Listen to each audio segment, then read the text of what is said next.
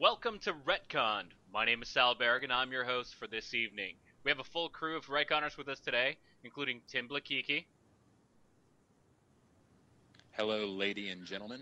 Roger Fisk, and Yo. we've got Rick Rivera with us. What's up? Our video editor, for those of you watching this on YouTube, is my brother, Isidro Berrigan. We have a lot of things going on this week. Was fairly eventful, all the way around, actually. We've got quite a bit of a shakeup over at Marvel. For those of you who haven't heard, Kevin Feige no longer is reporting to Isaac Perlmutter, the Marvel CEO. He's now directly reporting to the Disney studio chief, Alan Horn, which is big news because apparently Perlmutter was really big into micromanaging and penny pinching.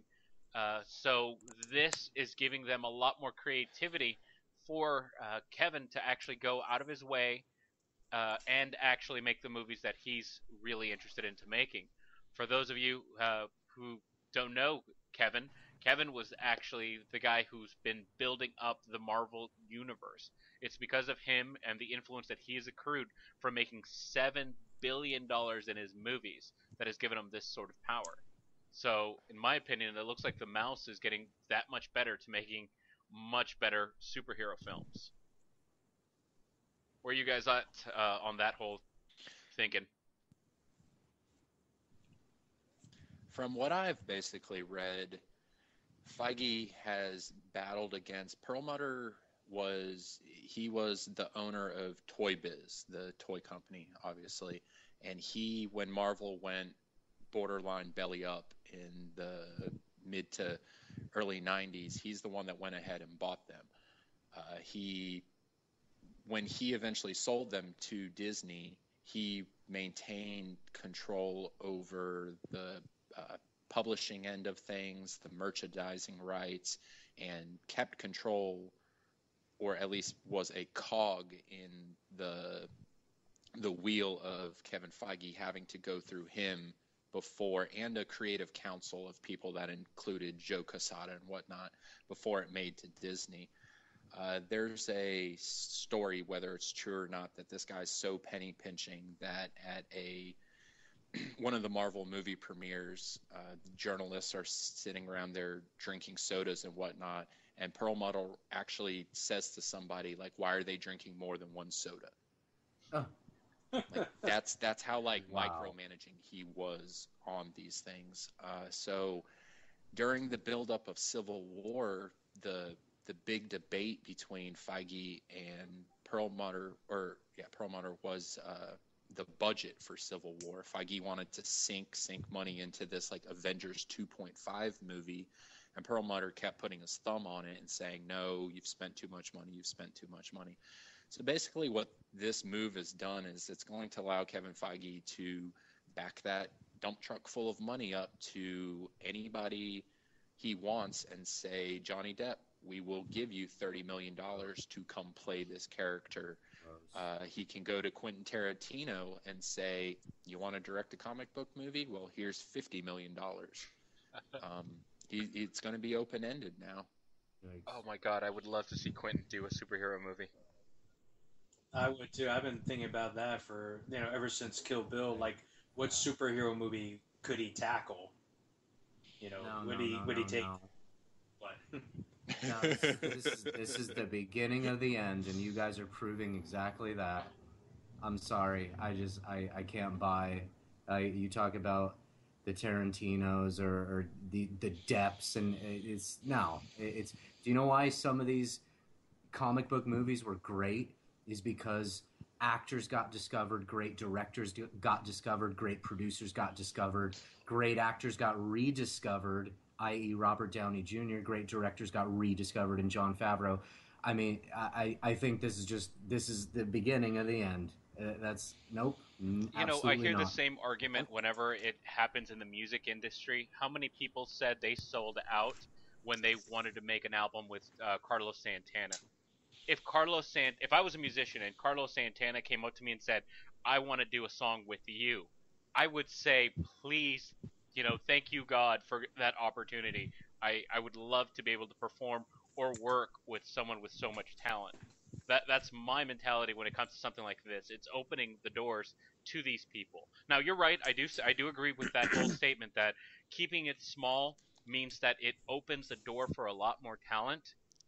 But let's not just discourage any other talent that is good. I mean, they're famous for a reason. Yeah, but now this is just going to the highest bidder. Like in essence, kind of what Tim was describing. I mean, I'm not saying that it is going to be that way, but of course things are now going to be a little bit more open for discussion when it comes to these big writers, directors, and actors. And I think it's going to start with the act. Like I will. Ugh, just the idea of Johnny Depp playing a comic book character, it makes my skin crawl. And I'm he was sorry. Up to Doctor Strange, remember? Ugh, gross. Absolutely gross. Oh my God, Doctor Strange in a no, goofy hat. just, I could see that. Ay. And that little fedora he always wears, that Johnny Depp always wears. I don't know. I think Rick does. Yeah, Rick does have a point. I am probably like 75-25 on this, that I think it's a good idea because it will, if Kevin Feige has gotten to this point that he's gotten with constrictions on him, imagine those constrictions being taken off of him. I think he's still going to be able to do a good thing, but it's almost like Phil Jackson, the basketball coach, always talks about the disease of more. That oftentimes when you have too much, it counteracts itself. You know, there's returns that eventually start dwindling down. I think there needs to be a little bit of restriction, and if everything is off the table, or I guess the other way around, if everything is on the table now, it's almost like there's going to be an easier chance for mistakes to be made, which up to this point, there really hasn't been too many missteps that Marvel's done. I think I'd be more on the side of this is an awesome idea if I hadn't also heard just recently that they had also stopped going to Marvel for input on these stories. I know that Caseta was one of those people that would say, hey, this is a good story that actually feeds into the character as written currently in the comic continuity. That whole thing has been dissolved, and Feige can go directly to Alan over at Disney and say, hey, this is what I want to do, even if it's not in keeping with the character. That, getting rid of the Marvel creative team that has actually built the Avengers movies and everything we've seen since, that scared me. That really scared me. Beginning of the end. So, it's up in the air. I mean, so far we haven't been let down, but something that we need to consider. And while we're talking about it, even people like Steven Spielberg has thrown, their hat into the ring. Huh. We're really on hats today. He's thrown his 2 cents in. He even quoted, going so far as to be quoted as saying, "I still feel that way," saying that it's coming to the end of the superhero movies. He told the AP that he saw the end of the westerns, and that he feels that superhero movies are going to go the same way of the westerns. Now, does that mean that we're not going to? They might fizzle away for a little bit and maybe come back, maybe. But for now, he's thinking that this is something that's great, that's good, that's building up, but might disappear, soon. I know, Tim, this was something that you saw, and you felt somewhat optimistic about this. Yeah, I kind of feel like he's shortchanging what quote-unquote comic book movies can provide. I feel, I obviously wasn't alive, nor have I ever read anything about this, but I feel like somebody maybe in the late 70s, early 80s probably said the exact same thing that he's saying about comic book movies, but towards sci-fi movies.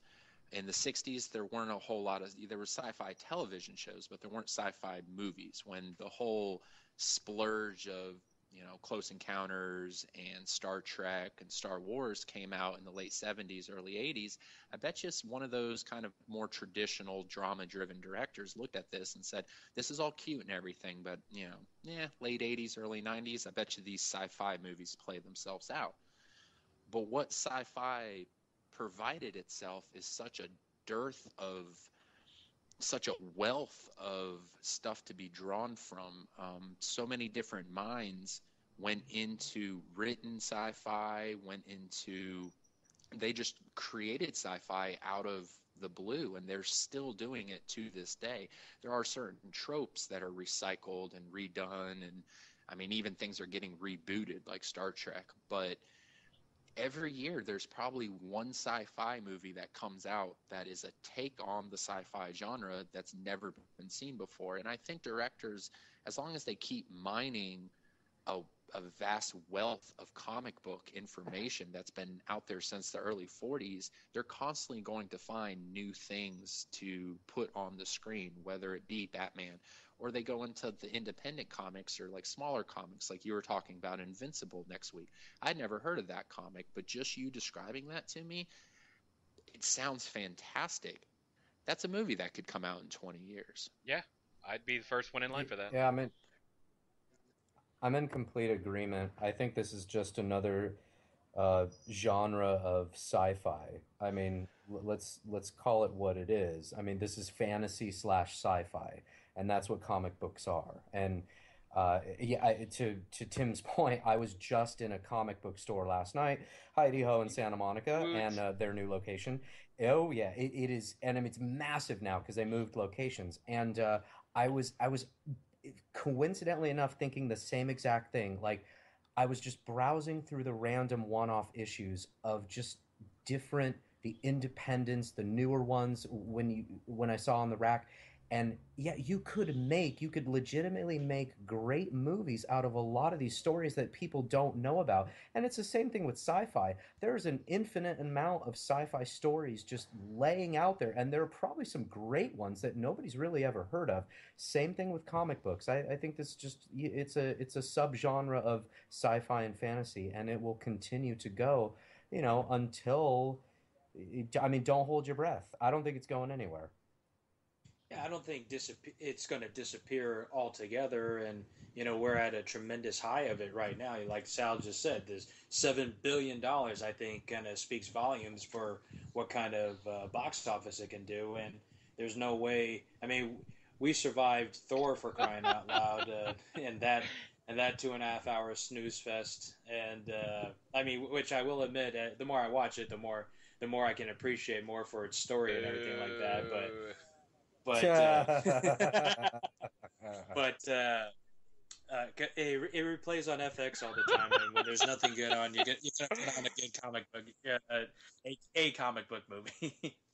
Anyway, as I was saying, so yeah, I mean, if they can survive that and move the character, it's not gonna go. I mean, no genre, I don't think actually disappears. I mean, there may be a lull, like back in the early stages of film, like gangster movies were all the rage, and then Scorsese brought them back during the 70s and 80s, and even now he's still doing gangster flicks, and they're still real popular because they draw an audience. Yeah, I think that's where Spielberg really misspoke, was when he tried to use the example of Westerns to compare it against. Because as a historian myself, and he should be a better film historian in making the statement, is that Westerns came out in a point of American history where we kind of were bringing back this like manifest destiny of, we won World War II and America is the best ever. It's kind of replicated itself in the early 1800s. It replicated itself during the Old West when we went out west, and then after World War II. And Westerns, I feel, we talk about like bottle episodes of TV shows. Well, I mean, Western's kind of a bottle genre. Like, there's only so many things you can do with that genre. There's only so many tumbleweeds. There's only so many cowboys who can fight Indians. I know, but even then, he's saying that, and Quentin Tarantino has basically come out a couple years ago with one of the better Westerns I've ever seen, and he's about to do it again, basically. It's even the Western genre is something that can be reinvented. It's never really gone away. I mean, we've seen other films like There Will Be Blood, 3:10 to Yuma, other films that do carry the tradition, but we're not seeing them as often And when, so I kind of see his point. Maybe he says there would be a slowdown to him. I don't know. I do know that science fiction has done quite a bit to move just the way that people think. I mean, let's talk about Alien, right? Alien, the original, actually had a female protagonist who was very independent and strong-willed. In the time that Alien actually came out, what other female character was like that? There wasn't. That's why it was so revolutionary, so shocking that Sigourney Weaver's character, Ripley, was just, was this character. It wasn't something seen. We see that now and we don't really get shocked by it. It's like when I think it was a classic Simpsons joke where we're like, "Hey, it's like watching the first Friday the 13th movie. By those standards back then, it was really scary. Yeah. Now, you look back and you're like, whatever. It's pretty tame by now. Pretty tame by today's standards." And while we're talking about that, I mean, Wes Craven just passed away. I mean, oh, so sad. He's one of the best. Nightmare was one of my favorite horror series. I mean, it wasn't my favorite. Halloween will always be my favorite, but Nightmare was that series where I almost think Wes Craven, along with Sam Raimi, you bring almost comedy to the horror genre, but you can still hold on to the horror genre while kind of blending the two. And Freddy Krueger was pretty menacing in the first one, but then he almost got this like game show or late night show host type personality, and people just loved it. I mean, they clung to him, and he became this character or this sight to see. Like, nobody gave a shit about the kids anymore. They just wanted to see or hear the funny and wacky things that Freddy had to offer in the next movie. So I mean, yeah, that's just one of the things I remember about the Nightmare on Elm Street series, and he will definitely be missed. He was a pioneer. Yeah, Nightmare on Elm Street. He also did the Scream movies, so he knew how to make characters that really spoke to a generation. I mean, that's two big horror creatures, I guess is the best way to say it, but they're part of our culture. I mean, who doesn't know Freddy Krueger?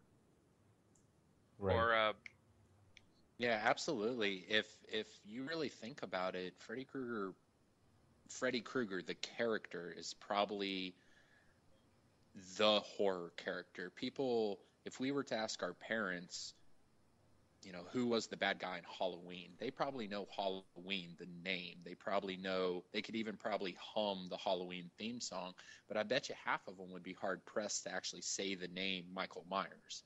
But everybody knows Freddy Krueger. And for Wes Craven to have a career that basically encompasses the 80s with Nightmare on Elm Street, the 90s with Scream, and he's still relevant considering MTV just picked up the Scream TV show. Absolutely. That's right.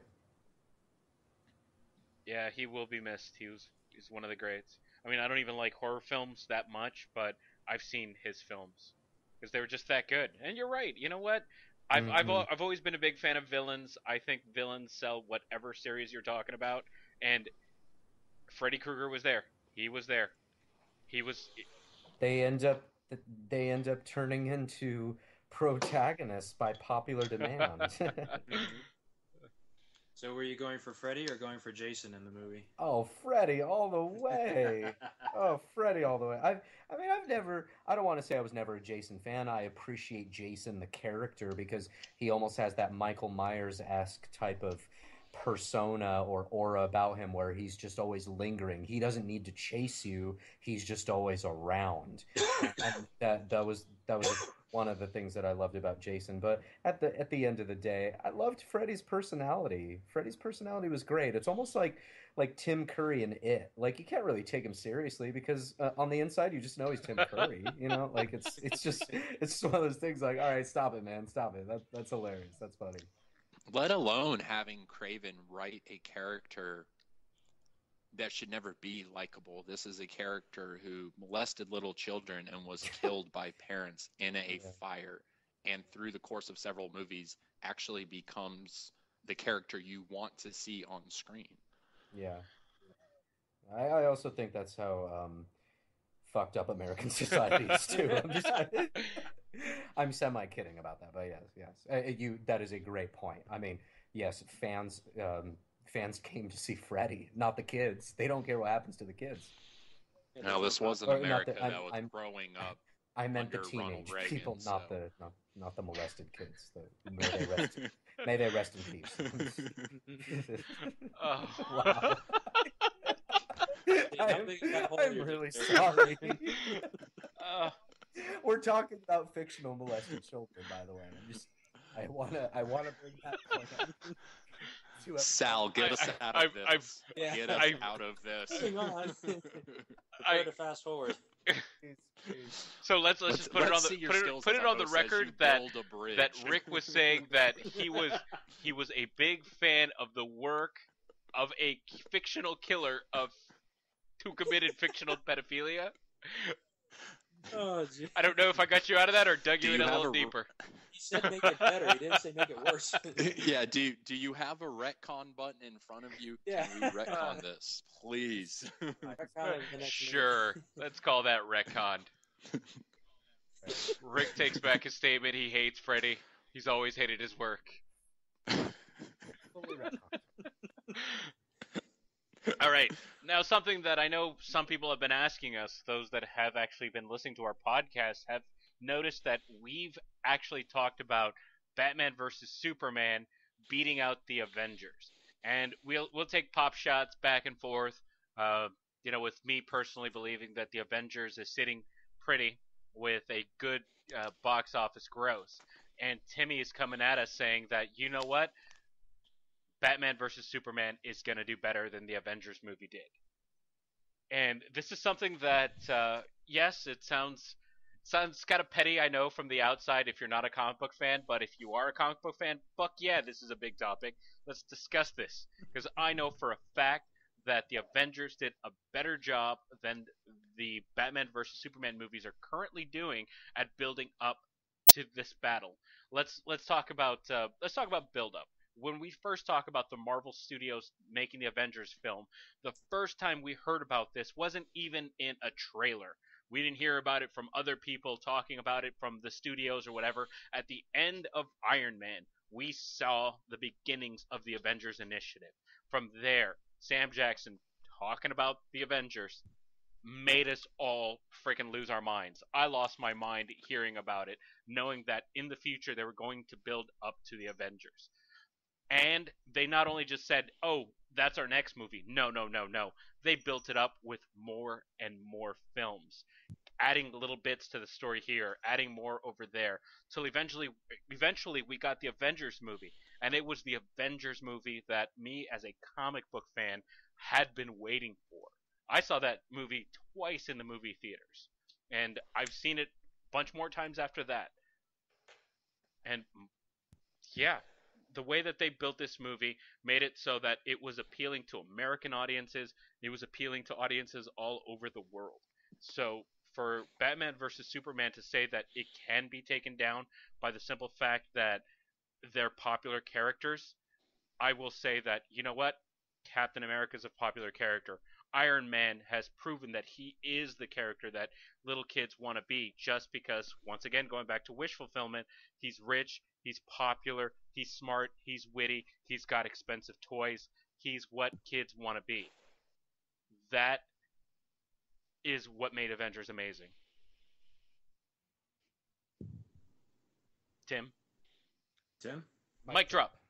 Actually, it's not even a mic drop. I threw the mic at your face. All right. Yeah.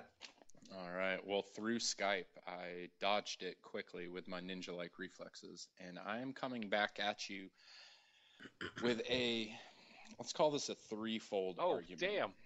And yeah, the first thing I think I'm gonna take what you said. Before we go a little. Sorry to interrupt you, Tim, but Rick, could you tell everyone what the stakes are for this bet that Tim and I have? Wait, the stakes? No, yeah, the stakes. I never said what the stakes were. I don't. Wait. Am I missing something? Was there a stakes conversation Oh, you know what? I think it's looks like I remember that it's some sort of monetary type of reward of $50 is at stake for the victor and champion of the Batman versus Superman Avengers battle for top grossing movie at the box office. Is this not Yay! Good correct? job. Yes. Yes. I've Okay, I've already thank you. told I've already told Tim that I'm going to take his $50 and I'm gonna make a banner that says "I told you so." Brilliant. Oh my god. So Love Tim, it. sorry to interrupt you, but go ahead. Now that everyone knows what's on the table. No, you're perfectly fine. I appreciate the stakes being redefined. All right. So taking what you just said, I'm going to take that and respond to it secondly. The first thing that I'm going to put out there is the financial reasons that I feel like this movie, just so we all know, Avengers made $1.5 billion at the box office, worldwide gross. It did 41% of that domestically and 59% of that overseas. It got a 92% Rotten Tomato score. These numbers are fantastic. It is actually the fourth highest grossing movie of all time. And I believe it goes Avatar, Titanic, and now Jurassic World, actually, which is just fascinating that that movie's managed to get up there that high. People love Chris Pratt. So it's that $1.5 billion number that we have to surpass. And there is some change tacked on to that, which, you know, coming the 12th, 13th week of Batman versus Superman being out there is going to play a part, I absolutely believe. I do not think this movie's breaking $2 billion. I think it's just going to, you know, creep over that 1.5 threshold. All right, so the very first thing I think we need to take into consideration is when Batman versus Superman is being released. Originally, it was going to be released in May. Originally, it was going to go head to head against Captain America 3. Warner Brothers made a brilliant decision and backed it up basically a month and a half, 2 months. Putting it straight up against Captain America would have been a terrible decision. It would have cut the fan base in half. It would have cut the money in half. It's coming out March 25th of next year. And this is right about when Furious 7 just came out this year. And Furious 7 is in the top 10 grossing movies of all time also. Let that rattle around your brain for a second. So it just this year, it has been proven that March is a legitimate time for movies to be released. Now, on top of that, I think you have to take into consideration what else is going to be released in or around that time frame. And right now, the only major movie that is being released around that time frame is Disney's Jungle Book. It's going to do decent numbers. Cinderella did decent numbers. All of these live-action Disney movies, based on their old stories, are doing decent movies or decent money. Jungle Book, I don't think is going to do quite as well as some of these other ones, but hey, that's some competition. But so basically, for 20 days, Batman versus Superman is going to have free reign in America. This movie is being released in 2D, 3D, and IMAX 3D. Avengers was not released in IMAX 3D. We all know how expensive IMAX 3D tickets are. I think that's going to play a factor also. You were talking about proof of how movies do beforehand. You know, Iron Man did very well, and Iron Man 2 did very well. Thor did not do that great. Even the original Captain America did not do all that great. But you start adding all of this stuff up, and it added up to 1.5 once you got them all together. Well, you mentioned it. There is no precedent in this universe. They are doing the complete opposite of what Marvel did. They're just throwing all of their stuff out there all at once. The only movie we have to go on right now is Man of Steel, which got a 56% Rotten Tomatoes score. It did get a 76% Rotten Tomatoes score through the audience, but I think that just shows that audience is a little more forgiving than critics, which makes sense. Now, even having said that, though, Man of Steel did $668 million, and they did that on a 44-56% split domestic against overseas. It's that overseas, that 56% that I, again, think is going to play a major role in all of this. But even still, even though it's not within the same universe, you do have other Batman movies that people have seen. And, Sal, you even mentioned how, at some point Batman's going to say, oh, my parents are dead. And that's going to be wasted. That's going to be wasted time because we know his origin story. Well, we do know his origin story because of these other movies. And these are other Batman movies that did. Dark Knight did 1 billion, and Dark Knight Rises also did 1 billion. And that first 1 billion, Dark Knight, that movie came out in 2008 when the world economy was basically in shambles. So if Batman in a shambolic economy can do 1 billion, then in a recovering economy, I think he can push a movie forwards. All right, so I think the finances on that end of things are going to work itself out. I think WB, we talked a week or two ago about how Avengers always had the advantage of Disney Channel pumping up the kids to watch their movie.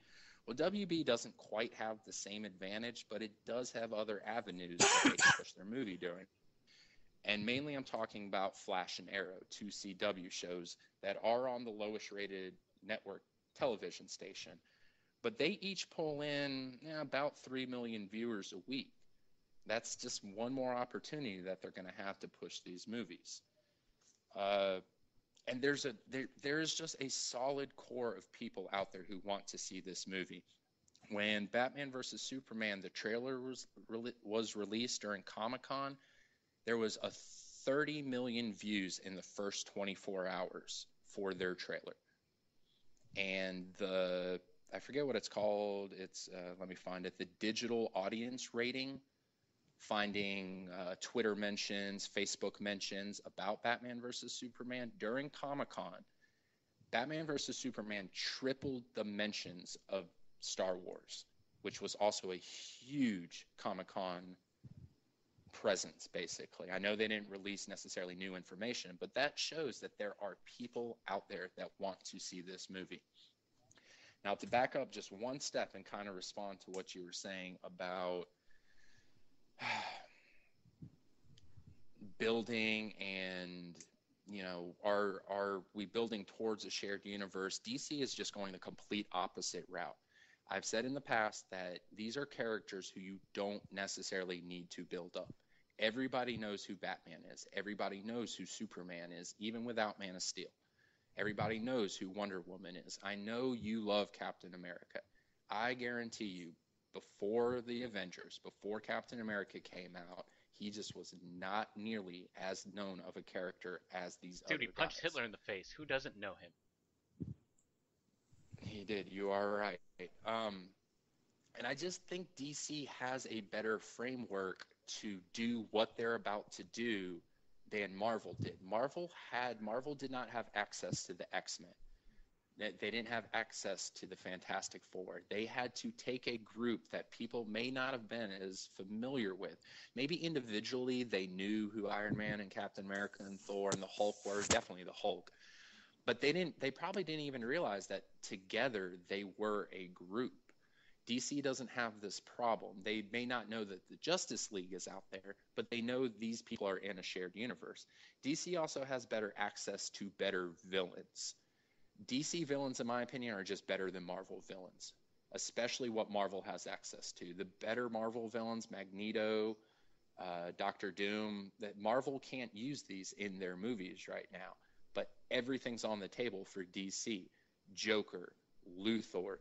These are basically the blueprint for what villains are. These are Heath Ledger's Joker was iconic as it was because that is the stereotypical, it's the blueprint for that character, the crazed madman. That's what, when you make a movie and you're like, all right, I need a crazed madman, you look to the Joker.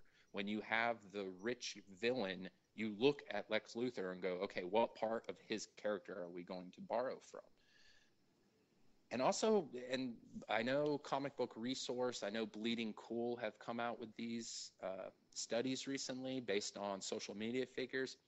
But DC Comics have a more diverse readership than Marvel actually has. And there's numbers to back all of this up.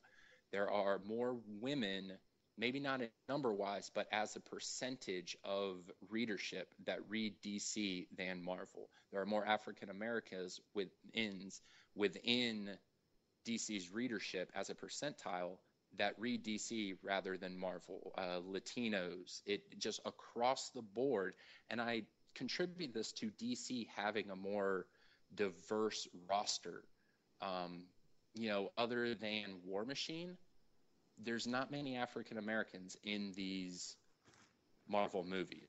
DC is going to be littered with African Americans. There's going to be Asians. There's going to be a super, super strong female character at the forefront. Not a Black Widow character, but somebody that is part of the trinity of the DC movies. I think you add all of this up together, not to mention just in general, the movie industry is doing better than it was in 2012 when the Avengers came out, and especially overseas sales. China actually just pushed Terminator Genesis, which I had no interest in seeing, and apparently nobody else in America did either. China just pushed that movie past $400 million. Just let that sink in for a second and think what they're going to be able to do combined with Russia and Australia and India. That entire market, that market pushed the last Transformers movie past $1 billion. Add all of that together, put this movie in there, this movie is going to pass $1.5 billion. Now, was this the People's Theater of China that pushed it over, or you must see this movie? On punishment of death. No, I don't know if they're going to recut the movie specifically for a Chinese audience with Superman riding on the back of a Transource Rex. I'd watch it. So I recognize the cape, but I don't remember those yellow stars on the back of Superman's cape. They're the Dragon Balls. There you go. Now, those are all good points, Tim. Very well thought out and very well argued. But just a couple of things playing devil's advocate on Sal's argument here. Those Batman movies, yes, they grossed over $1 billion, but that had the know-how of Christopher Nolan and the acting chops of Christian Bale to put it.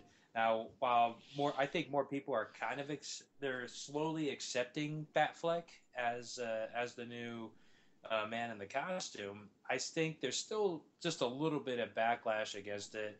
And not to say that people still won't go see it, because after all, it is Batman, it is Superman. But though you got to consider the factors that are going to be put into it. Yes, Zack Snyder did a heck of a job doing Superman, but that's half the numbers of the Avengers, and I'm not sure if it all depends on what the chemistry is going to be. It's possible, but there's still a lot of elements to weigh in. A lot of. No, I'm sorry. Go ahead, Rick. No, I'm gonna have to side with Tim on this one.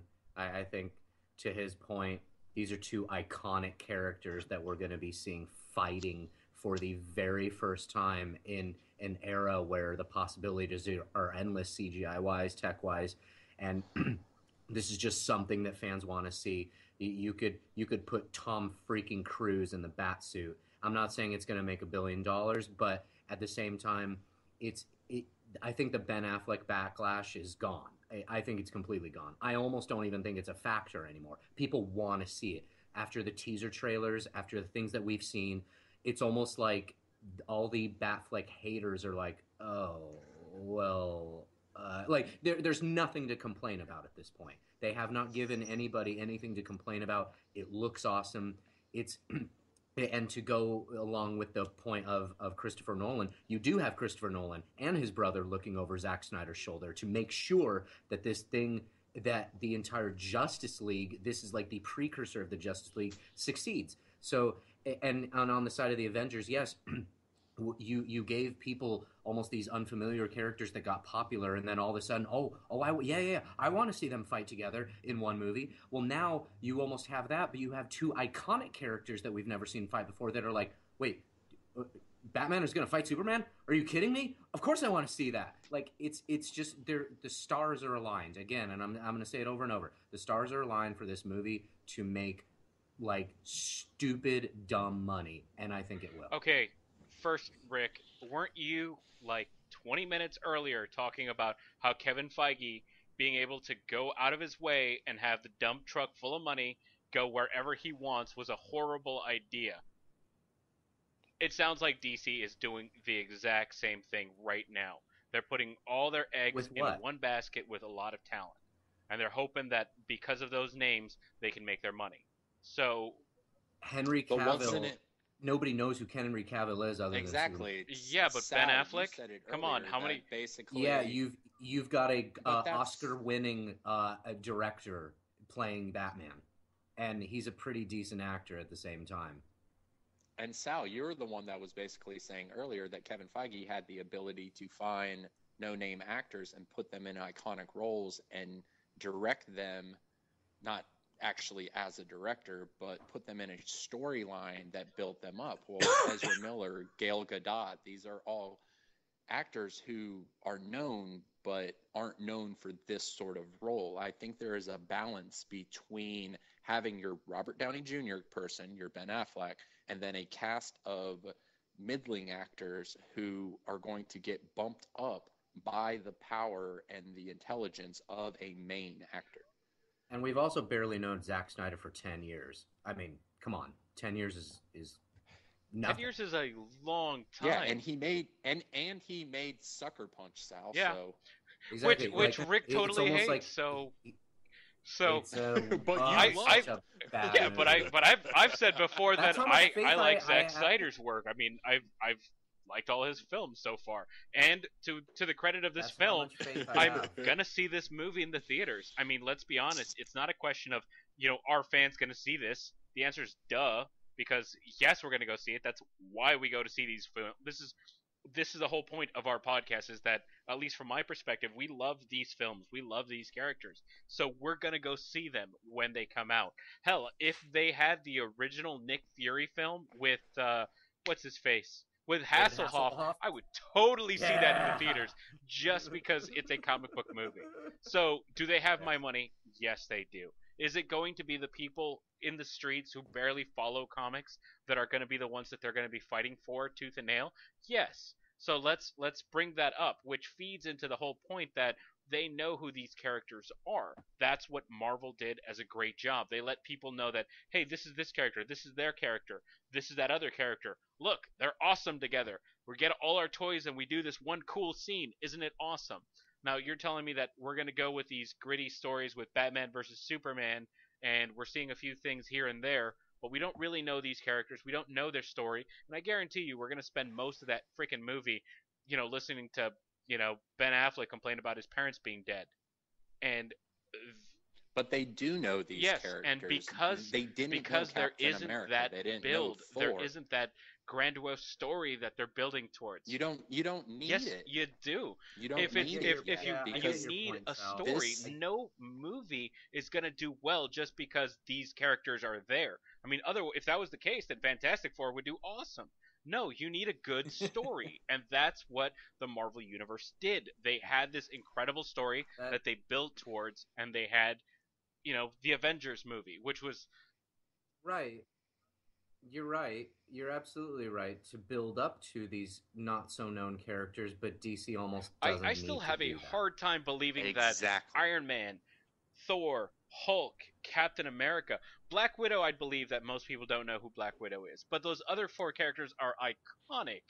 Come on, you guys... Joe Average movie. No. You Absolutely are kidding not. yourselves if you think that people don't know who Captain America is, who Thor is, who the you're Hulk... being a fanboy. Yeah, you are. Absolutely. Joe Average and Susie Average moviegoer did not know who Tony freaking Stark was before Iron Man. Yes. Absolutely not. I call shenanigans on that. And again, you're forgetting that they literally generationally, like my parents saw the original Superman movie. The first movie I remember going to see with my parents was Batman, 1989, Michael Keaton, who don't forget, I mean, we obviously didn't know, but people railed against Michael Keaton being casted. He was a comedy actor till that point. They Were his railed movies against him being supposed to be casted as funny? a serious. Oh. No, those were. I mean, it was Tim Burton. The pre-Batman, yeah, he was a comedy actor basically.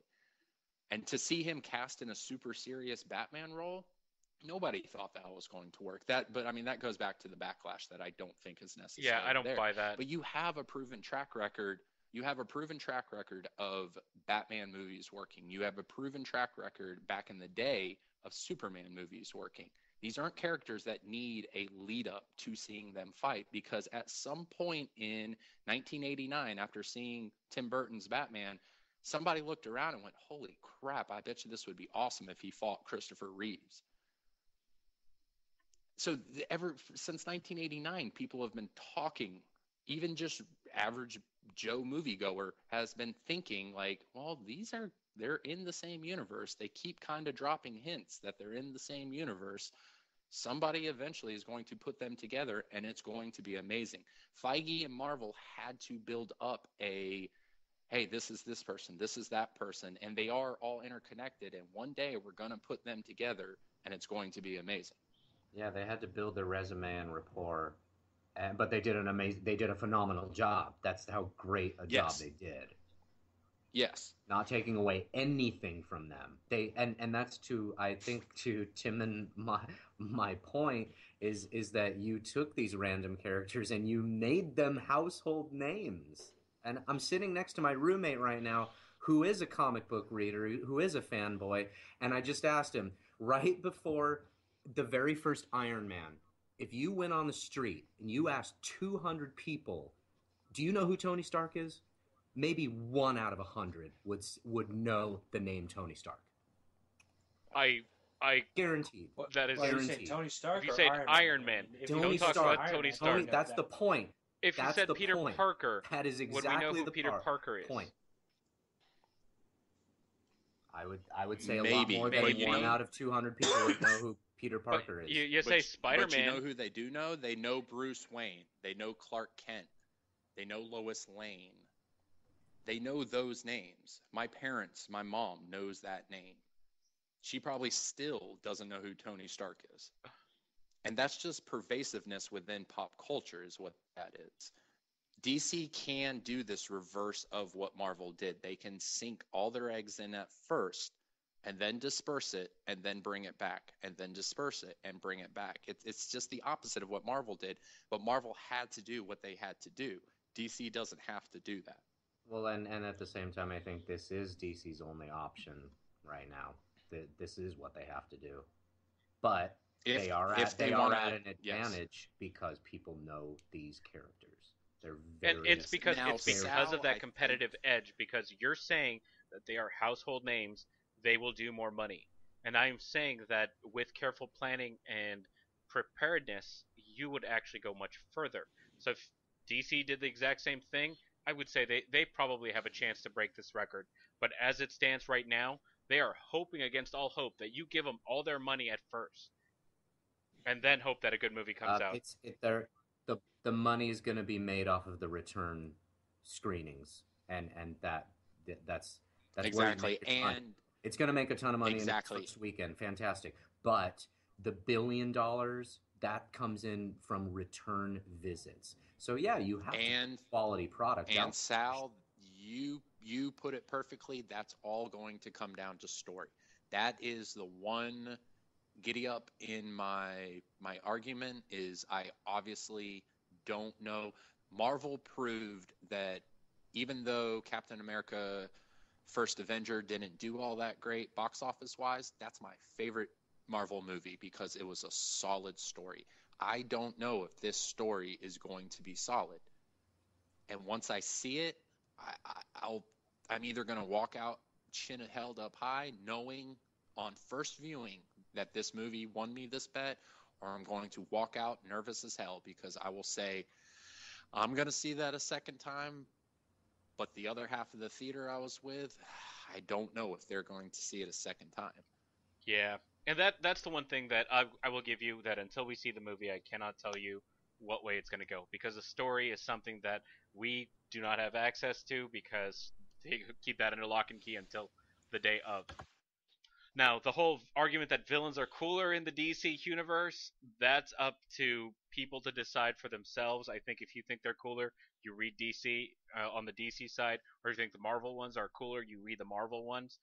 I'd be very interested to take a look at your diverse readership numbers, because I was under the impression that that was more Marvel's thing, considering that stories like the X-Men were supposed to be a parallel to the whole civil rights argument that was going on, and Stan Lee was known for putting in other subversive characters into his stories. So DC was always more vanilla with their stories. So wherever you're getting your numbers, I'd be very interested in getting, and then posting it up so that other people could see as well. Because that is Absolutely. I'll send it out from the Twitter account if anybody wants to read that. There was an article on Bleeding Cool, and there was one more. And basically, from what I understand, they took social media information and they track it from month to month. Now, it's something like Marvel's Facebook likes at the beginning of this study were at like 22 million, and DC's were only at 12 million. So right there, you see the differential in readership, total readership. But as the study went forward, Marvel actually lost 4 million likes and went down to 18 million, whereas DC actually gained a few likes. But it was the demographics within the likes that was the most interesting. As a percentile of the likes, there were not as many women, African Americans, Asian Americans, Latino Americans, etc., within the likes. The DC likes were more spread out between the different demographics, whereas Marvel's were mostly male Caucasians. Like I said, I'd love to see those numbers, Tim. And I'm sure that tons of people would love to see those as well, because, well, I don't know about everyone else, but I love numbers. I love being able to delve into them and see what we could potentially draw from them. So, yeah, let's post that up, throw it out to our readers and viewers, and we'll go from there. But for this moment, Tim, we'd like to throw it over to you again to do Tim's Bitch Muffin. All right. Been looking forward to doing this, and to be quite honest, I'm a little nervous doing this after our little mishap earlier that we retconned. But this week, I kind of want to take things a little bit more seriously and talk about two individuals in, I guess, what would be considered pop culture that have really managed to grate on me a little bit recently, and that is Josh Duggar and Jared Fogle. Let's talk about Josh Duggar first. This is an individual that came into America's consciousness through the show 19 Kids and Counting. It's a show about a family who apparently is very religious and doesn't understand the idea of birth control and just continues to have kids. They're very, again, religious. Their family is religious. They don't allow their kids to have any sort of premarital affection towards their partners. And Josh Duggar was the oldest of the family, and it came out fairly recently that in his teenage years, he abused several of his sisters and other younger females while they were sleeping, while they were awake. This motherfucker then went on to become the head of the Family Research Council in Washington, D.C. that promoted family values. It focused on engaging the grassroots and taking the message of faith, family, and freedom across America. When these allegations came out, it became known that his parents actually knew about it and simply prayed about it. And because they prayed about it, apparently God was okay with what he had done and no authorities needed to be brought into it. This guy has also campaigned for Republican state candidates in Kansas, Mississippi, and Virginia. He's just generally a piece of shit. Jared Fogle, as we all know from his Subway fame, after basically just being a lazy piece of shit and gaining a lot of weight, came into our consciousness by losing a lot of weight by eating Subway sandwiches. He also established the Jared Foundation, a nonprofit organization focused on raising awareness about childhood obesity. In April, the director of this Jared Foundation was arrested in Indianapolis on child exploitation, possession of child pornography, and voyeurism charges. Fogel immediately severed all of his ties with him, and Taylor thankfully attempted suicide in May. It did not work, unfortunately. Furthermore, it came out that this foundation that he was the head of, which had basically promised to write all of these grants and help with this foundation, never spent a single cent on anything. They paid the director $73,000 a year, and a quarter of their funds are unaccounted for. It is through that director also that Jared apparently found these children that he took advantage of. In July, the FBI went after Jared, and they've basically charged him with a variety of different offenses, and it looks like he's actually going to go to jail for about 5 years, and he's going to have to pay restitutions of $100,000 to each of his victims, which is not nearly enough. I bring this up because I have a stepdaughter, and it's something that when I was a child, I don't think my parents necessarily had to worry about. But there's not a day that goes by that my daughter is not with somebody that I don't know, that I don't kind of worry about this sort of thing. And the statistics are just galling. 1 in 10 children will be sexually abused before their 18th birthday. 1 in 7 girls and 1 in 25 boys will be sexually abused before they turn 18. And even though these numbers sound like they're escalating, the sad fact is that the identified incidences of child sexual abuse is actually decreasing.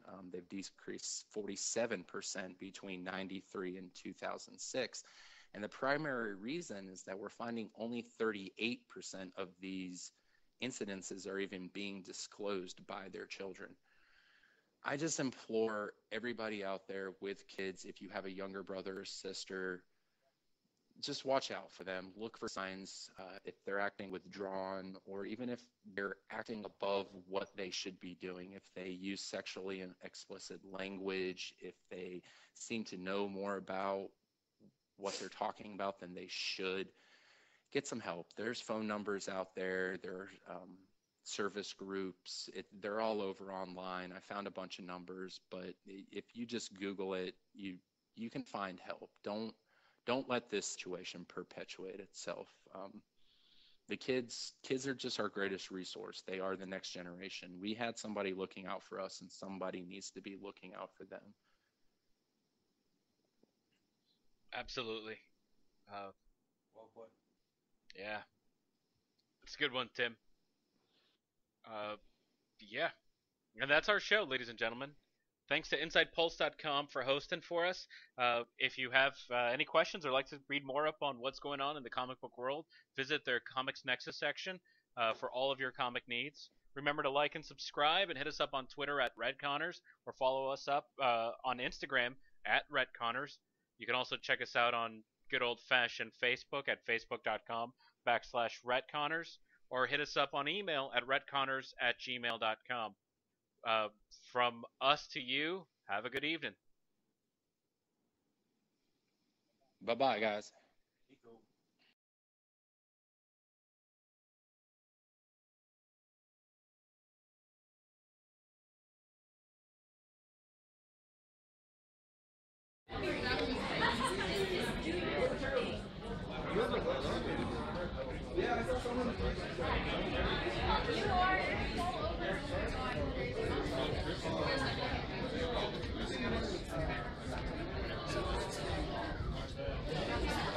Thank you so much.